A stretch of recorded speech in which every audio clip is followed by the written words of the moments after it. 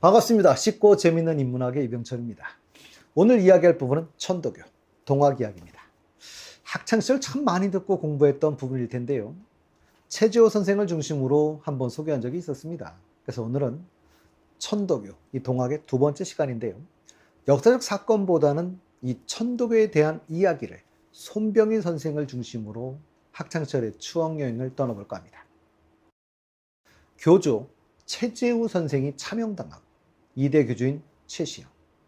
이 최재우의 제자이면서 사실 집안이기도 하죠. 최재우 선생처럼 어린 시절에 부모를 여의고 어려운 삶을 살았던 분이기도 한데요. 2대 교주가 되어 숨어 다니며 포교 활동에 힘써 교세를 확충하였습니다. 동학은 최시영 선생의 헌신적인 노력으로 전국 각지로 퍼져나가지. 그러나 35년의 도피 생활 끝에 최시영 선생은 1898년 일본에 잡혀 순교하십니다. 최시영 선생은 사임여천을 주장하셨는데요. 섬길사, 사람인 같을여 하늘차. 사람을 하늘과 같이 섬겨라 라고 해서 인간 존중과 평등을 강조하셨습니다. 어린아이들과 여성들, 노비들도 모두 하늘님처럼 대접할 것을 주장했을 뿐만 아니라 풀 한 포기, 나무 한 그루, 벌레 한 마리 모두 하늘님 아닌 것이 없으니 하늘과 사람, 만물을 두루 공경하라는 삼경사상, 경천, 경인, 경무를 골자로 하는 만물 평등 사상을 확립하셨지요. 그뿐만 아니라 최시영 선생은 하늘이 하늘을 먹는다, 이천, 식천의 논리를 펼치셨는데요. 우리가 먹는 것은 모두 우주의 기운이 담겨 있는 것들이지요. 한 톨의 쌀이 우리 입에 들어오기까지는 많은 사람들의 노고와 땅과 하늘의 바람과 비 등의 기운이 서려 한 알의 쌀이 된 것이겠죠. 결국 하늘과 별과 바람과 비가 땀과 결합해서 나온 종합 예술품인 것입니다. 최시영 선생은 밥 한 그릇을 제대로 알면 만사를 한다라고 이야기하셨습니다.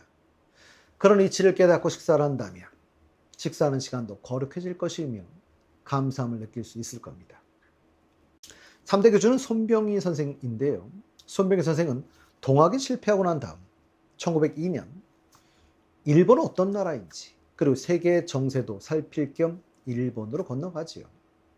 적과 상황을 알아서 우리의 조선 민족이 나아갈 길을 알고자 했기 때문이었었는데요. 손병희 선생이 국내에 없는 동안 동학의 맹장이었던 이용구를 통해 진보회로 개명하고 유지시켰지만 이용구가 친일로 변절하지. 결국 이용구의 주도하에 송병준의 일진회와 합치고 친일 단체화가 되자 손병희 선생은 교우, 정, 일치론을 철회하고 정치적 관심을 포기하고 종교로서 동학을 고수하는 방침으로 바뀌면서 이용구 등 60여 명을 출교시키고 1905년 동학을 천도교로 개명하며 귀국합니다. 사실 이 당시 이용구는 별도의 신자들로 시천교라고 하는 종파를 창립하고 교주가 되어 정치적인 참여를 계속했었습니다. 손병희 선생은 인쇄소인 보문사를 창설하는 수많은 교서를 발간하여 동학의 사상 체계를 확립하였고 1910년부터 포교활동과 더불어 출판, 교육 등의 문화운동을 전개하여 교세, 비약적인 발전을 가져오게 되는데요. 손병희 선생은 사람 누구나 하늘님을 모신 존재라는 가르침에 따라 남녀 평등을 강조했습니다. 그래서 이름 없이 무슨 씨 부인 이렇게 불리던 여성들에게 이름을 짓도록 하기도 했었지요. 청교도 신자들끼리는 서로를 동덕이라고 부르는데요. 손병희 선생은 동덕여대 전신인 동덕여학교 등 여학교를 운영하거나 지원하며 여성 인재 양성 육성에도 힘썼습니다. 뿐만 아니라 현재 고려대학교의 모태가 된 보성 전문학교의 경영권을 인수하기도 했었죠. 그러나 1932년 재정난에 빠진 이 학교를 다시 김성수 씨가 인수해서 1946년 지금의 고려대학교가 된 것입니다. 김성수 씨는 그 당시 대표적인 갑부죠. 그리고 동아일보의 설립자이기도 한데요. 이분 동생은 김현수 씨로 삼양그룹과 숙명여대 설립자이기도 합니다.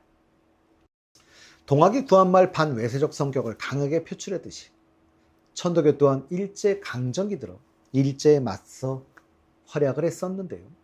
손병희 선생의 가장 유명한 업적 중 하나가 민족대표 33인 중 한 분으로 1919년 3.1운동에 가장 앞장서서 주축이 되었던 분이기도 하시죠.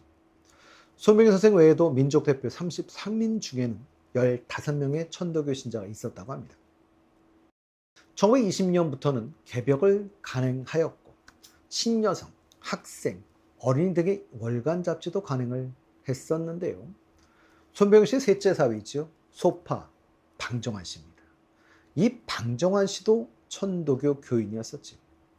사람이 곧 하늘이라는 인내천 사상의 기초에서 어린이도 하늘이라고 해서 1922년 5월 1일 처음으로 어린이날을 제정합니다. 그래서 사실은 어린이라는 용어도 천도교에서 나온 곳이라고 볼 수가 있겠죠. 어린 아이라는 말에 격식을 갖추어 부르는 말이라고 합니다. 그러다 1945년 광복 이후부터 어린이날을 5월 5일로 정하여 기념하고 있습니다. 손병희 선생은 인내천 사상을 주장했었는데요. 사람이 곧 하늘이다라고 해서 인간 존중과 평등의 정신을 표방하고 있었던 것이죠. 사람을 하늘처럼 존중한 천도교의 인내천 사상, 그리고 민족의 해방을 위해 순수한 열정을 다했던 민족 종교가 천도교입니다. 1945년 광복과 함께 상해 임시정부에서 귀국한 김구 선생이 가장 먼저 들린 곳은 천도교 중앙대교당이었습니다. 독립선언서를 인쇄해 전국으로 배포했던 곳이기도 한 이곳은 유형문화재이기도 하죠. 지금도 안국역, 그러니까 5번이나 6번 출구로 나가시면 바로 있습니다.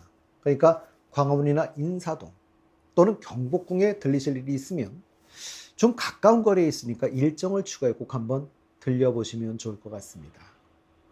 천도교에서는 수훈 최재우를 대신사, 2대 교주 해월 최시영을 신사, 3대 교주 의암 손병희를 성사라고 칭하는데요.